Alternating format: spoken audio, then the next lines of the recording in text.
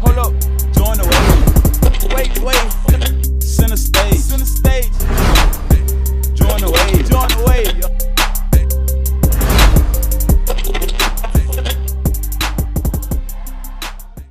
Hello and welcome to Center Stage with EBR Schools. I'm Sean Jofrion, Director of Fine Arts, and today's show we are going to spotlight one of the biggest events we had during the 2018-19 school year. It was Make a Joyful Noise, a tribute to gospel music in February of this year. Today I have two very special guests, two of the most exciting, dynamic choir teachers in EBR Schools. That's Mr. Evan Magoon at Magnolia Woods and Miss Leanne Charlo at Forest Heights Academy of Excellence. So stay tuned for a wonderful show with two of our greatest teachers and one of the most spectacular programs we've had this school year.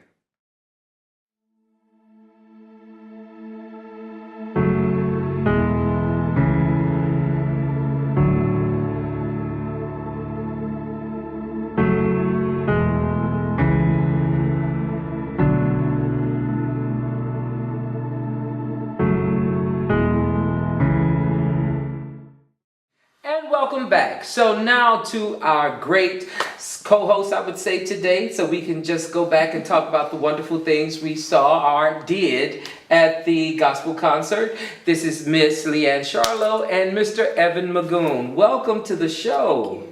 So tell us, I'm not going to tell the audience because they always hear from me. I want you guys to tell us, how did we get to the point of actually having this great concert? Whoever wants to start, you can go. Oh man, we had hearing about the opportunity was very exciting, and I jumped on it immediately and got my students together, and I got about, I think, almost 25 students that I decided to pull in, and so we started rehearsing, learning the music, and they were very excited. There were some songs that they jumped all over. There were some songs where they were like, there's no way we can sing that. And I was like, no, it's going to be okay. You guys will be singing with other students. But the students and the parents were extremely excited. I think the parents might have been more excited just to know that their kids would have an opportunity to do something like that. Right, but before we start talking more about it, just to give the audience a foundation, it was something that we wanted to do for the students who had an interest in music. They may not have had a choir class or took a music class, but just had a love of singing. So we wanted to put something together for a twofold, kind of sort of something in February to celebrate Black History Month, and also something to give those children an opportunity to show themselves. So that's how we came up with the actual mass choir, the EBR Public Schools Mass Choir, which was, we entitled it Make a Joyful Noise, with over 200 students throughout the district. And I want to say it was about 10 to 12 schools. So as Ms. Charlo said, how she came about it and what came to her, I didn't think we were going to have that many, but I didn't know schools were interested. So when you introduced it, Mr. Magoon, to your kids, how were they excited about it or what? Oh yeah, we were excited. A lot of the songs the kids already knew because they grow up in this type of music, and it was good to be able to bring that type of music, the gospel genre, into our school system and have that kind of performance. And I loved how we had all three divisions of schools, elementary, middle, and high school together.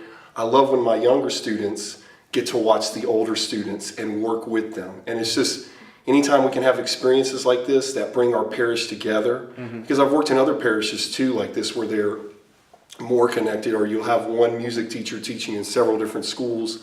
So anytime that we can connect our students like this and bring us together as a parish, it just, it helps the community. So I can't wait to do it again next year. But not only that, Mr. Magoon also was part of the band, the gospel band. Well, you too, Charlotte. Both of these teachers not only direct their students and prepared those students for the concert, they were both part of the actual band. How was that experience? Well, don't tell me now. We're just going to take a break, and we're going to take a break for you to actually see one of the tunes that was performed at Make a Joyful Noise. Enjoy.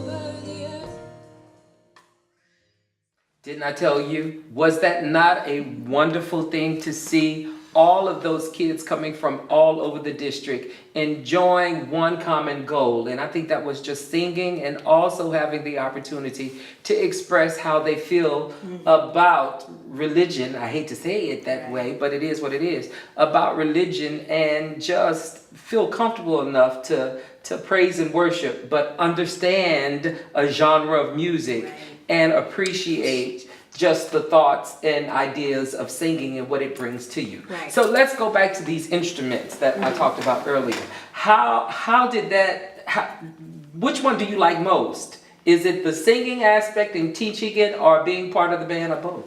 Oh gosh. Well, you know, we started out as musicians first, teachers second, because, you know, when I was a child, I always wanted to be a rock star, you know, when I was in high school. And my dream evolved, though. And in a sense, I did become a rock star because I'm one of the most popular, and I'm sure you understand that, one of the most popular teachers at your school because of what you can bring to that school. And so anytime I get to mix both together, the performing and the teaching, and you're always, as a teacher, you're still learning, and to continue to learn, you have to continue to perform because you're teaching your children, in a sense, how to perform. Right. So anytime you can put both together, I mean... But you didn't even realize that you were going to actually be a part of the band because we had no musicians.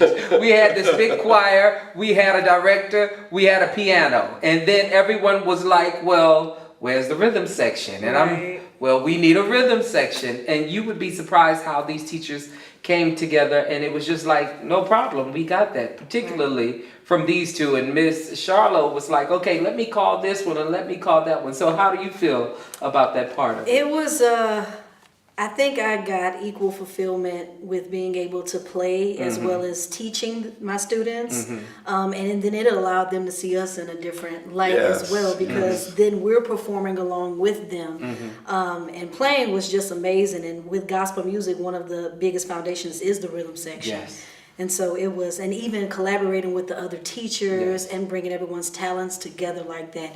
It was really exciting. I mean, it was extremely exciting. And the students, once they came together and they saw how big the choir was and all the students that were there, I mean, it took it overboard at that point. They could not even believe they were a part of something that big. And then I was at church. I mean, the entire time. It was just the feel of just even the practices and the kids getting together, the way that they interacted with each other, the way they behaved, everything about the experience was, I wish we could have this every day. I really was.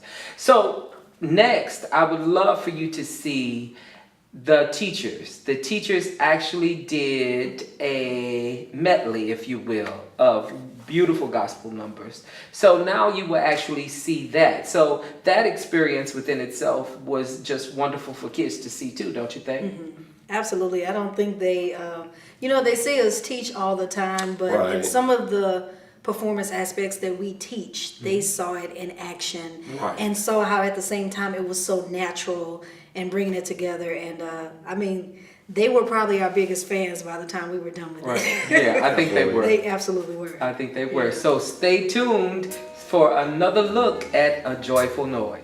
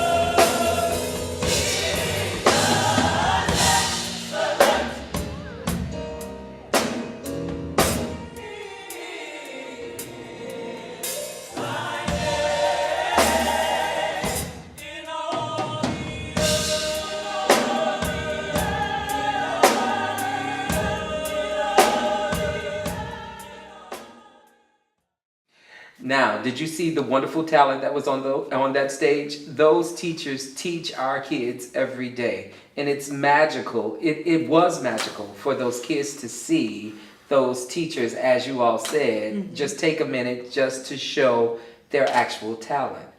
So, since we've done all of this was a great event that's still on our minds, and even though it's the end of the school year, it was one that we are looking forward to next year. So we will have the second annual Make a Joyful Noise next year. So how did that experience enlighten you as teachers?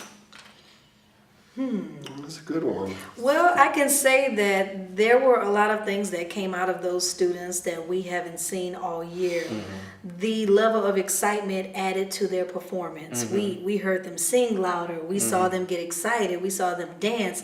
And a lot of times, you know, based on the type of music that you present to them, they may be excited, they may not be excited. And there was never a time that they thought anything was corny. Like, they came alive when these songs started. And since then, I've referenced that performance again. Like, okay, you guys remember what you did for the gospel concert? I need you to do that again. Because they turned it up. They gave us 120%. Wow. Yeah. What about for you? Yeah, and it was very organic. You know, we had the rehearsals, everything came together, and in that night when we performed, it was just like the magic came on.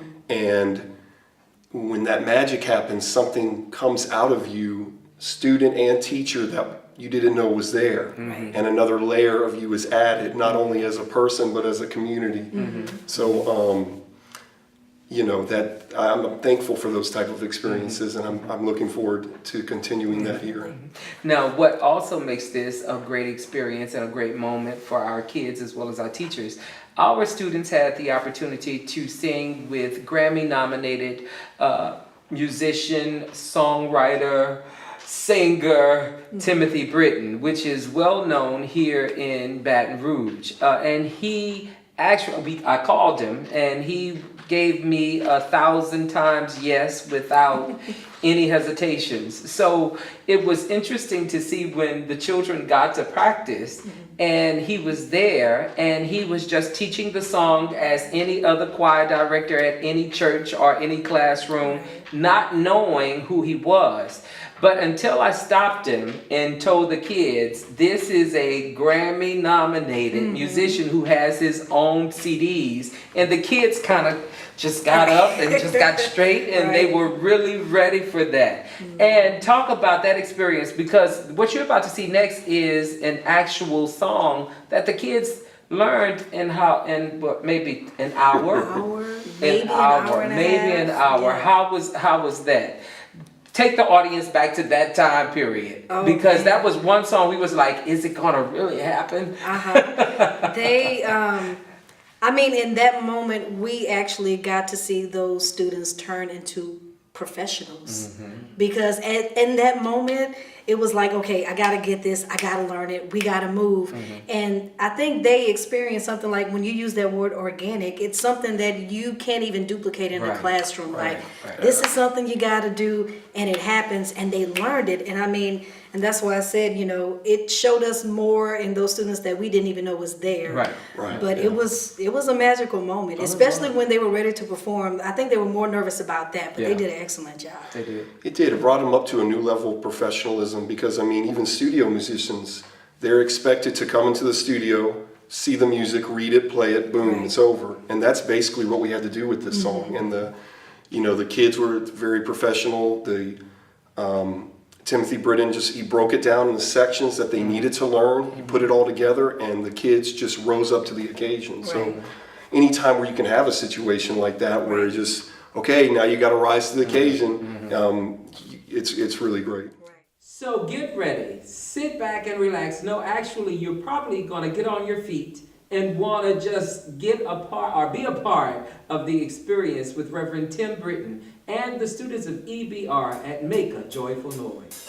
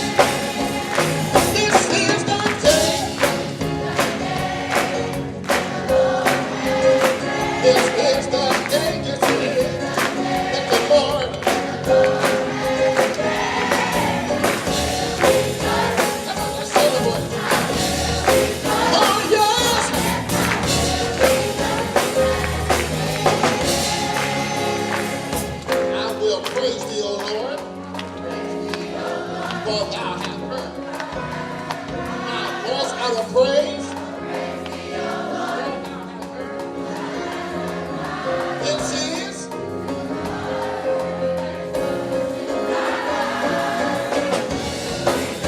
come on, put it back in. Oh, yes.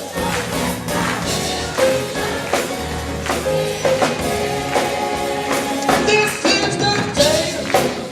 Come on, stand to your feet, everybody. Come on. This is the day that the Lord.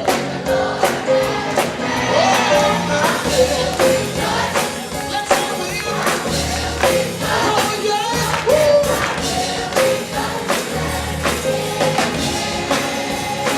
I will praise thee, O Lord. For thou hast heard my voice. I will praise thee, O Lord. This is the Lord.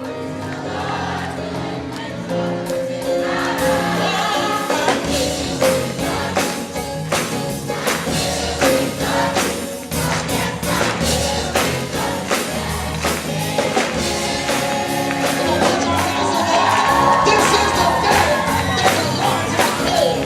We'll rejoice and be glad in it. Come on, celebrate with us tonight. Oh, this is the day I will rejoice. This is the day I will rejoice. This is the day I will rejoice. This is the day I will rejoice. Oh, this is the day. This is the day.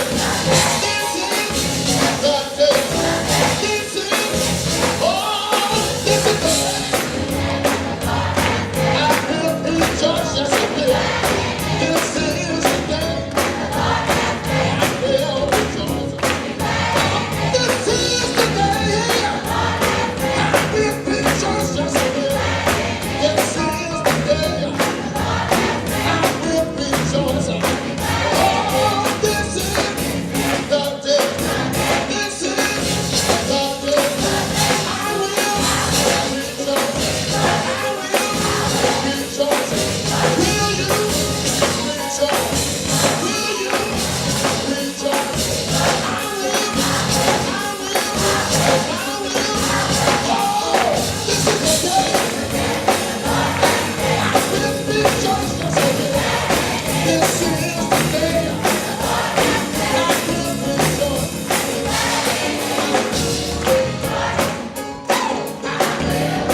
Oh, yes.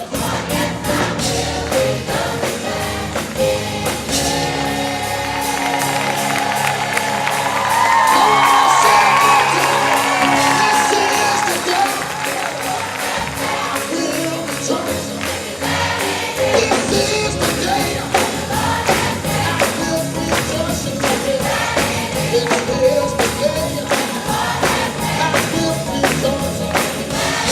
This is the day I will rejoice. This is the day I will rejoice.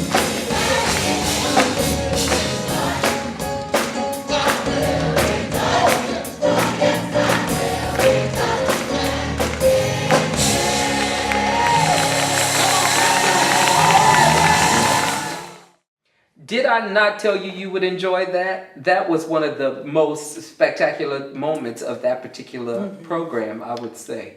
It was. Absolutely. So we are going to end right now, but I want to thank my guests, Mr. Magoon and Ms. Charlo, for being here and being a part of such a wonderful, monumental for me moment for our kids in EBR schools. So I'll always end the show with just a fun question. So since we were talking about gospel music, who's your favorite gospel artist or your favorite gospel song? Oh gosh, okay, I have a few. My favorite gospel artist right now is Todd Galbraith. Okay. He's coming out more and more now. However, my favorite gospel composer is Richard Smallwood. And we actually sung one of his songs, Total Praise, and I love, oh my God, Richard Smallwood has a way of starting real small and building, and by the time you're at the end, you could hear the angels singing. And you're like this. Yes, which is what happened with Total Praise. Yes, That song, if no one had never heard it, I mean, those kids did spectacular with that song. They did? Okay, They what did. about yours? Well, I knew about gospel music all my life, but I remember this one song that my friend played me. It was called "When the Spirit of the Lord Comes Upon My Heart, I Will Dance Like David Danced." And I had never heard a song. I mean, I heard gospel music, but I'd never heard a song quite like that. That was related to gospel, and it just, I guess, it sparked a whole new. Fred Hammond. Yes, Fred Hammonds, and it just sparked a whole new love of that genre and that type of music. Wow. I have so many to name. I'll sit here all day if I would name them all that I love, because I love Walter Hawkins. I love Smokey Norvel. I could go on and on who I listen to. Yeah. But it's just, I started my mornings with gospel, and usually I end my days with gospel. Yeah. That's how wonderful it is for me. Well, thank you again for coming, and we hope you had a wonderful time going back and sharing some of the memories that we did this school year, and we hope you stay tuned for many more episodes of Center Stage.